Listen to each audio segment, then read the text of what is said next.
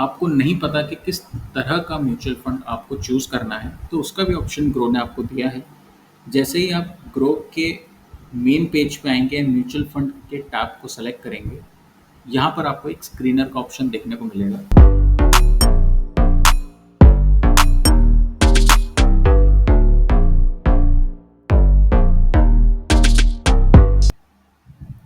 Hello everyone, I welcome you all to our YouTube channel. आज हम बात कर रहे हैं म्यूचुअल फंड्स के बारे में। सभी एसआईपी करना चाहते हैं, म्यूचुअल फंड्स में इन्वेस्टमेंट्स करना चाहते हैं, बट पता नहीं कि कैसे करें।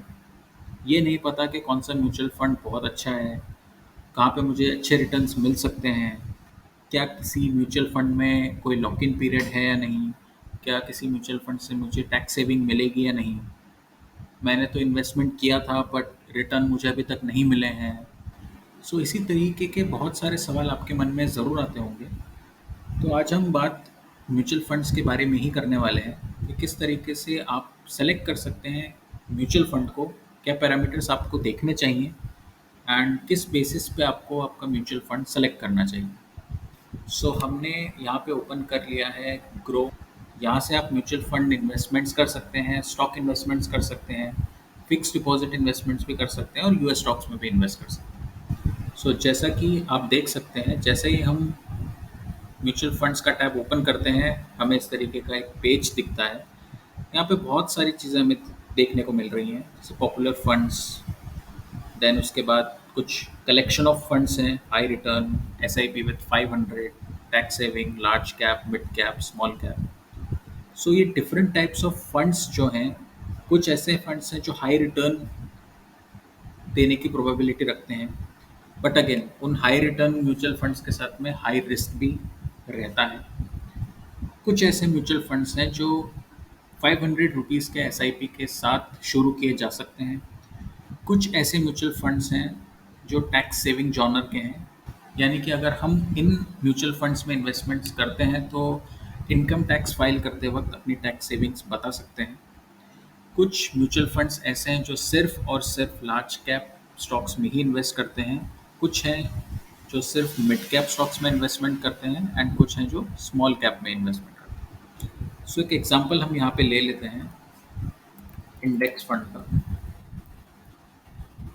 तो जैसे ही मैंने यहाँ पे एक इंडेक्स फंड डाला, मुझे बहुत सारे ऑप्शंस मिल रहे हैं यहाँ पे, और वो सभी इंडेक्स फंड हैं। तो इंडेक्स फंड बेसिकली वो फंड्स होते हैं जो निफ्टी 50 या बीएसई सेंसेक्स इनमें ही इन्वेस्टमेंट्स करते हैं। सो निफ्टी 50 में अगर कोई इन्वेस्टमेंट कर रहा है तो निफ्टी के जो टॉप 50 स्टॉक्स हैं उनमें वो इन्वेस्टमेंट करेगा। निफ्टी नेक्स्ट 50 है तो टॉप 50 के बाद जो मार्केट कैपिटलाइजेशन के बेसिस पे स्टॉक्स आते हैं 51 टू 100 तक, उनमें ये म्यूचुअल फंड इन्वेस्टमेंट करेगा। तो आपका रिटर्न बेस्ड होगा निफ्टी के परफॉर्मेंस पे।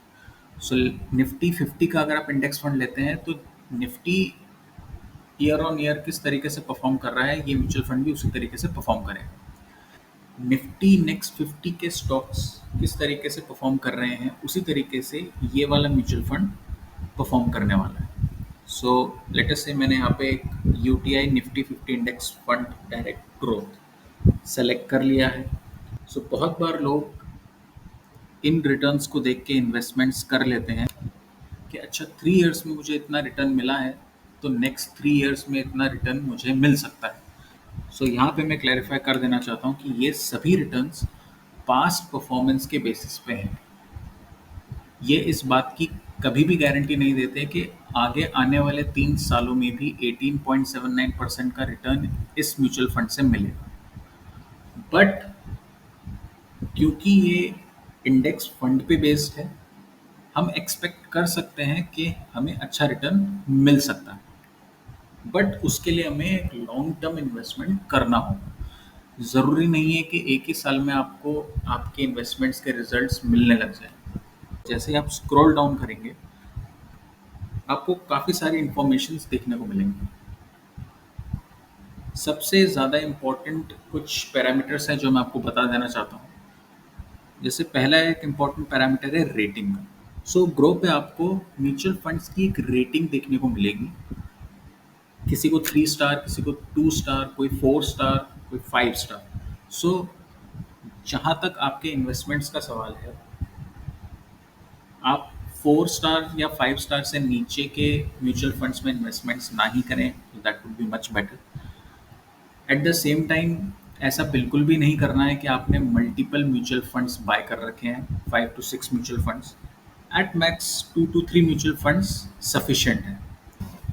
मैं ऐसा क्यों कह रहा हूँ, इसका भी रीज़न आपको पता चल जाएगा। नेक्स्ट हम देखते हैं फंड साइज। सो इस म्यूचुअल फंड का फंड साइज है 8,528 crore. So basically 8,528 crore of investments इस म्यूचुअल फंड में हैं, और इस म्यूचुअल फंड के जो मैनेजर्स हैं इतना फंड अभी मैनेज कर रहे हैं। So that's a good sign. बहुत सारे म्यूचुअल फंड आपको देखने को मिलेंगे जिनके रिटर्न्स तो बहुत अच्छे हैं, लेकिन फंड साइज बहुत कम है, 200, 250, 300, 400 करोड़, 500 करोड़। दो चीज़ें हो सकती हैं, या तो बहुत ज़्यादा लोगों ने बहुत कम कम अमाउंट में इन्वेस्टमेंट्स कर रखे हैं, या बहुत कम लोगों ने बहुत ज़्यादा अमाउंट में इन्वेस्टमेंट्स कर रखे हैं। दोनों ही सिनेरियोज हमारे लिए बहुत ज़्यादा रिस्की हैं। इट्स बेटर कि आपके फंड साइज बड़े रहें। अगर आप नीचे स्क्रॉल डाउन करते हैं तो आपको यहाँ पे एक पीयर कंपैरिजन देखने को मिलेगा। सो जिस तरीके से ये म्यूचुअल फंड एक इंडेक्स फंड है जो निफ्टी 50 के स्टॉक्स में इन्वेस्टमेंट करता है, सो डेफिनेटली और भी म्यूचुअल फंड्स अवेलेबल हैं जो इसी तरीके से निफ्टी 50 के स्टॉक्स में इन्वेस्टमेंट्स करते हैं। सो उनका एक कंपैरिजन हमें यहाँ डेफिनेटली देखने को मिलता है। सो इस म्यूचुअल फंड की रेटिंग 3 थी, इसके पीयर्स की रेटिंग 4 है। एट द सेम टाइम अगर आप यहाँ पे देखेंगे तो फंड साइज भी हमें दिख रहा है। 4 out of these mutual funds have a fund size of less than 500 crore. एक ही है यहाँ पे जिसका फंड साइज 3,891 करोड़ का है। अगर हम नीचे स्क्रॉल डाउन करते हैं तो हमें एक और सेक्शन देखने को मिलता है, होल्डिंग्स। होल्डिंग्स में हमें पता चलता है कि कोई भी म्यूचुअल फंड किन स्टॉक्स में इन्वेस्टमेंट कर रहा है। सो जैसा कि आप यहाँ पे देख सकते हैं कि इस म्यूचुअल फंड ने Reliance, HDFC bank, ICICI bank, Infosys, HDFC, TCS, Kotak Mahindra, इन सभी लार्ज कैप स्टॉक्स में इन्वेस्टमेंट्स कर रखे हैं, which is a combination of Nifty 50। If you scroll down further आपको देखने को मिलेगा एक होल्डिंग एनालिसिस, जहाँ पे हमें देखने को मिलता है कि कोई भी म्यूचुअल फंड किस तरीके से इक्विटी, डेट या कैश में अपने इन्वेस्टमेंट्स को स्प्लिट कर रहा है। सो जैसा कि यहाँ पे आप देख सकते हैं कि सारा का सारा इन्वेस्टमेंट इन इक्विटी है, कैश में बिल्कुल भी नहीं है, डेट में बिल्कुल भी नहीं है।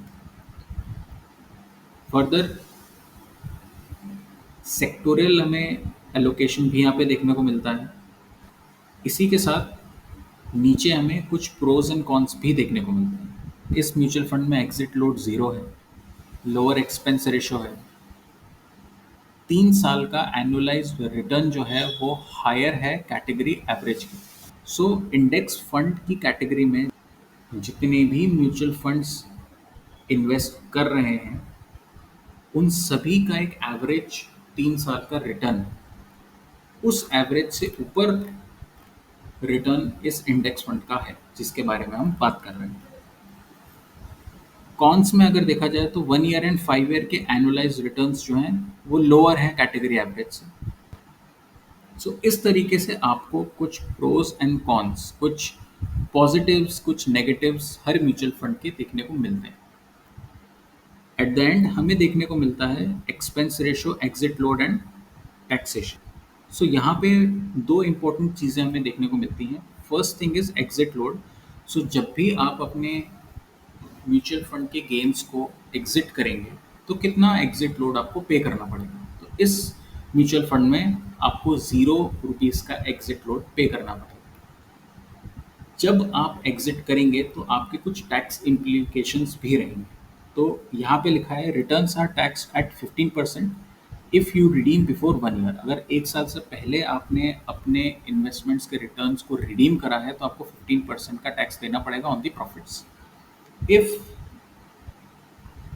After 1 year, you are required to pay LTCG tax of 10% on returns of rupees 1 lakh plus in a financial year. अगर आप 1 साल के बाद अपने इस म्यूचुअल फंड के इन्वेस्टमेंट्स को रिडीम करते हैं तो आपको long term capital gain tax पे करना पड़ेगा. So these are the minimum things that you should definitely see whenever you are trying to choose a perfect mutual fund. So I hope आपको समझ में आया होगा कि किस तरीके से हम म्यूचुअल फंड का सिलेक्शन कर सकते हैं. बट लेटेस्ट से आपको नहीं पता कि किस तरह का म्यूचुअल फंड आपको चूज़ करना है, तो उसका भी ऑप्शन ग्रो ने आपको दिया है. जैसे ही आप ग्रो के मेन पेज पे आएंगे एंड म्यूचुअल फंड के टैब को सेलेक्ट करेंगे, यहाँ पर आपको एक स्क्रीनर का ऑप्शन देखने को मिलेगा. आप उस पर क्लिक करेंगे तो आप एक न्यू विंडो में ओपन हो जाएंगे. यहाँ पे बहुत सारे फ़िल्टर्स अवेलेबल हैं जिनकी हेल्प से आप अपने म्यूचुअल फंड्स को आइडेंटिफाई कर सकते हैं. सो पहला फ़िल्टर है एएमसी का, एसेट मैनेजमेंट कंपनी.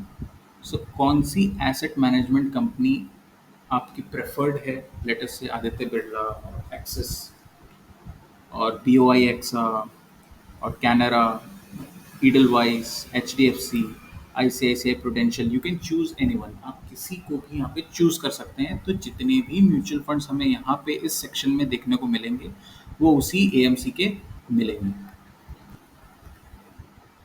नेक्स्ट आपको एक ऑप्शन दे रखा है कैटेगरी का. सो यहाँ पे आप debt fund, equity, hybrid, anything you can choose, यहाँ पे आप चूज कर सकते हैं. नेक्स्ट, रिस्क एपेटाइट आपका कैसा है उसके हिसाब से आप अपने म्यूचुअल फंड सेलेक्ट कर सकते हैं.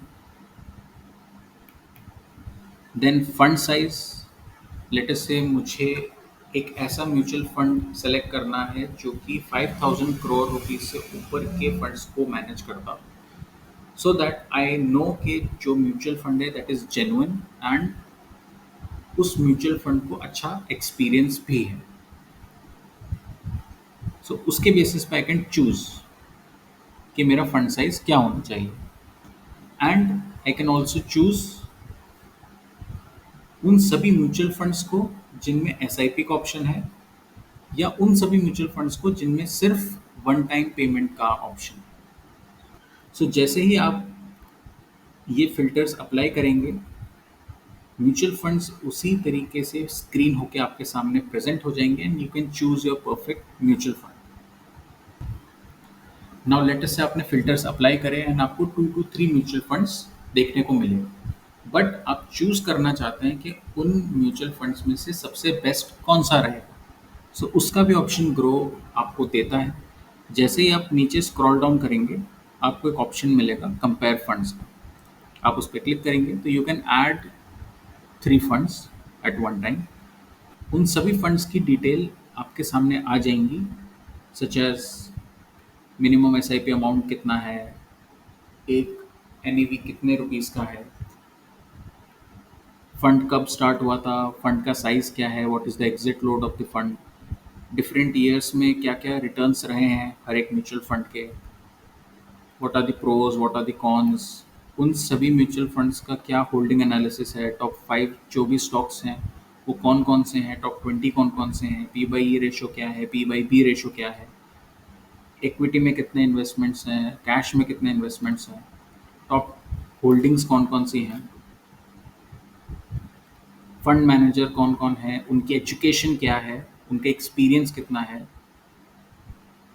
as well as description and details about the fund also. So इन सभी डिटेल्स के बेसिस पे आप इन्फॉर्म डिसीजन ले सकते हैं, अपना म्यूचुअल फंड चूज कर सकते हैं. सो आई होप आपको काफ़ी कुछ सीखने को मिला होगा इस वीडियो से. आप चाहते हैं कि इसी तरीके की वीडियोस हम और लेकर आएँ तो please like, share and comment down below this video. Subscribe to our channel. Thank you.